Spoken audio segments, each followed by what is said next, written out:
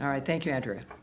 I want to ask you about the passing of USAID, the demise of USAID being absorbed into the State Department in a very different fashion. According to the Lancet, a highly respected British medical journal, USAID was responsible for saving 90 million lives over the course of 2 decades. American Aid was responsible for that, Andrea. I'll correct you right there. USAID was an element of the United States government dispersing taxpayer funds around the world for humanitarian aid for a variety of different projects. It was the United States government, and is, when it comes to the aid, not a department, but the nature of what this government, under various administrations, had approved. Let's keep that in mind. Can I continue? Yes, please do, but I wanted, it's something worth correcting. And former President Bush, who was responsible for PEPFAR, with bipartisan majorities in Congress for years, suggested that the saving of 25 million lives from antiretroviral drugs on HIV/AIDS as well as tuberculosis is something that the USAID staff, because he sent this to the USAID staff in a video, and he said that you should be proud of it and God bless you all for what you did.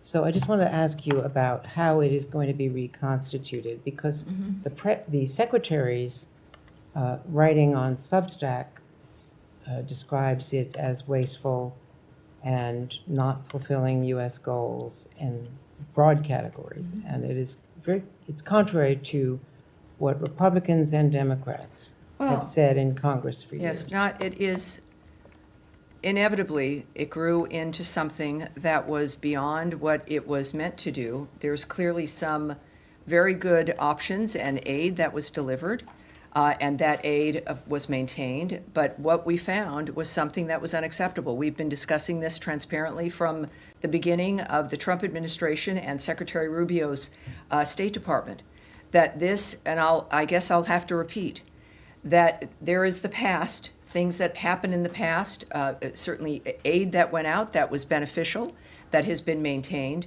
and other aid that was not in line with America's priorities or what certainly the Trump administration and the Rubio State Department felt was appropriate. So they've taken action in that regard.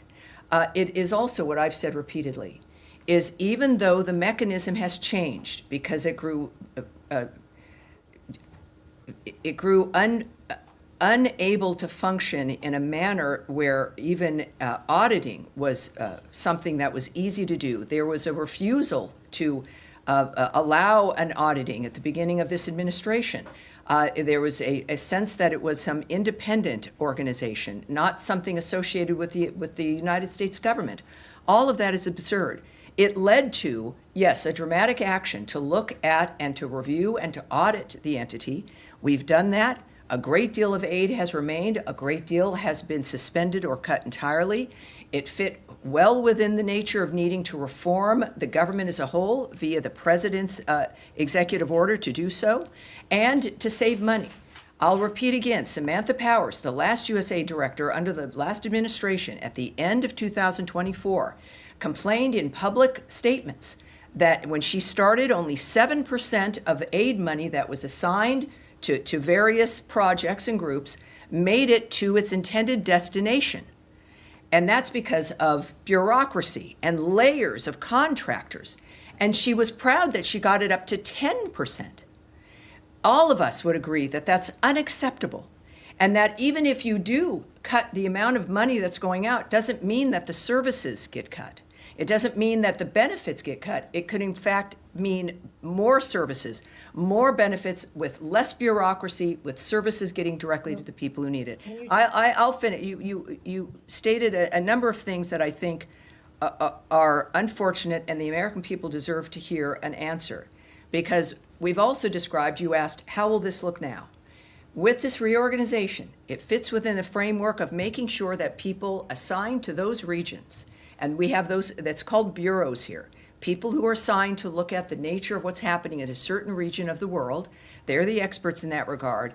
That foreign assistance for that region will now sit with the bureau assigned to that region, as opposed to some massive bureaucracy not even housed in our building, dealing with countries and regions separately without dealing with the experts here who understand what those regions might need. It will be more efficient. It will be more effective. We are not ending foreign aid. We are making it more nimble. We are operating at the speed of relevancy to making sure that the millions and billions of dollars that we spend on aid get to where it is meant to go. There is nothing to be proud of when 90%, according to Samantha Powers, is not even making it to the people to whom it was promised. These are promises. Donald Trump makes promises and he keeps them. Promises made, promises kept. We will be doing that also now with foreign aid. With the new structure of how this will be working, we are, of course, it is in our DNA.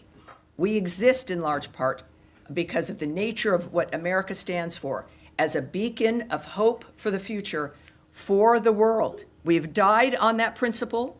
We live on that principle, and we are giving foreign aid on that principle, but it will be functional, it will be auditable, we will know where it's going, and we will see results.